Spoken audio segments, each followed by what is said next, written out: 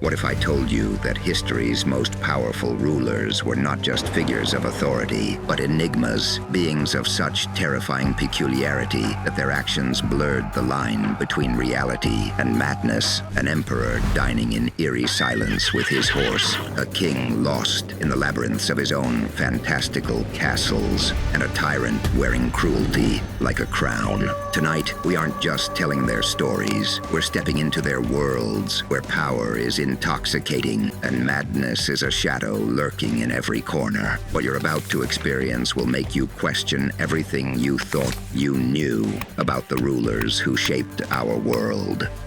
Caligula, he didn't just rule Rome, he made it his stage for the most grotesque spectacle, appointing his horse Incitatus as consul. More than a bizarre act, it was a declaration, a twisted display of power that left the Senate humiliated. This horse wasn't just a favorite pet, it was a symbol of Caligula's contempt, adorned in a jeweled collar, living in a marble stall more opulent than most Roman homes. The treasury bled as Caligula indulged in games and spectacles, the lavishness matched only by his erratic temperament. The people of Rome, once citizens of a mighty empire, now walked in fear, the whims of their emperor turning their lives into a nightmare. And in the end, it was the fear he created that consumed him. Betrayed and assassinated by his own guard, his madness finally silenced in a violent end that mirrored the chaos of his reign. Caligula's story isn't just a chapter in history, it's a grim reminder of how unchecked power can spiral into tyranny.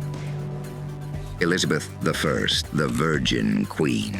Was she more than a monarch? Indeed, she was a master strategist who played the game of power with unmatched precision. By remaining unmarried, she kept her power intact, turning the suitors of Europe into pawns in her game of diplomacy. Each decision she made wasn't just about maintaining control. It was about ensuring that England remained a formidable force, a beacon of independence in a world dominated by alliances and marriages. Her rule was a performance, a carefully crafted display of power, draped in gowns that dazzled and symbols that resonated. Elizabeth didn't just lead, she captivated. Behind the scenes, her counsel advised, but every final word, every decisive action was hers alone. The Virgin Queen left a legacy not just of power, but of calculated brilliance, a ruler who understood that, in the Game of Thrones, every move matters. And then there was Nero, the artist emperor, whose passions seemed to consume him as fiercely as the flames that tore through Rome. The city's destruction, a disaster, but for Nero, an opportunity. In the ashes of the old Rome, he envisioned a new city, dominated by his grand palace, the Domus Aurea, a testament to his obsession with beauty, excess, and perhaps his own legacy. The narratives of Nero as a tyrant who delighted in cruelty have woven a myth around him. Yet beneath these tales lies a figure who was far more complicated, an emperor who sought to reshape Rome, even if it meant watching it burn first. His story is one of ambition and artistry, a ruler whose dreams of grandeur were as destructive as they were visionary. These aren't just stories, they're warnings from history, the thin line between genius and madness, power and corruption. King Ludwig II of Bavaria wasn't just a ruler. He was a dreamer who built his own reality. Neuschwanstein Castle, with its soaring towers and breathtaking beauty, wasn't just a residence. It was Ludwig's escape, a retreat into a world where art and fantasy ruled.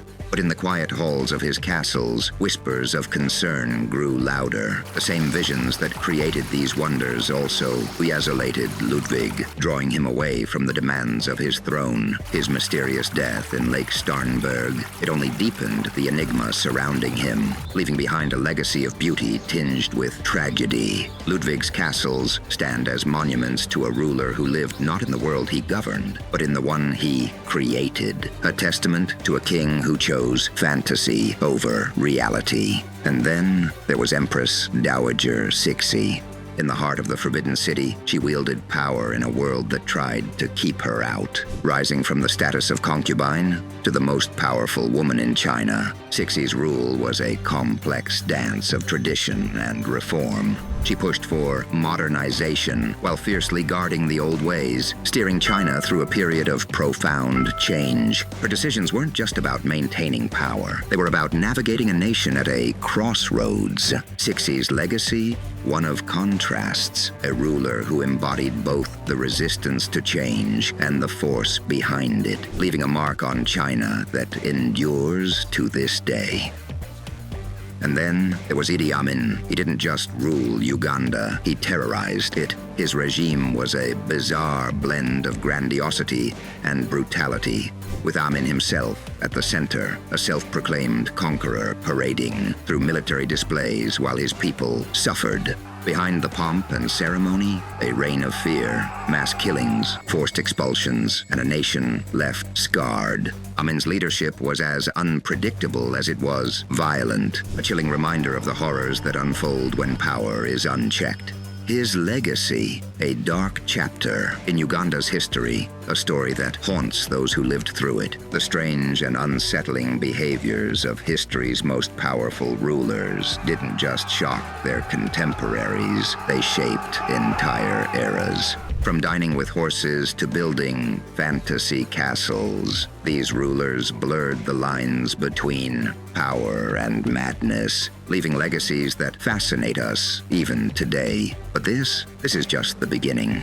There are towering structures that defy logic, kings who ruled with ruthless brilliance, and the hidden secrets of empires long gone. By subscribing to this channel, you won't just be watching history, you'll be living it piece by piece with me as your guide. If this journey into the bizarre lives of these rulers intrigued you, don't just leave with questions. Subscribe, like, and let's unravel the mysteries of history together. The adventure has only just begun.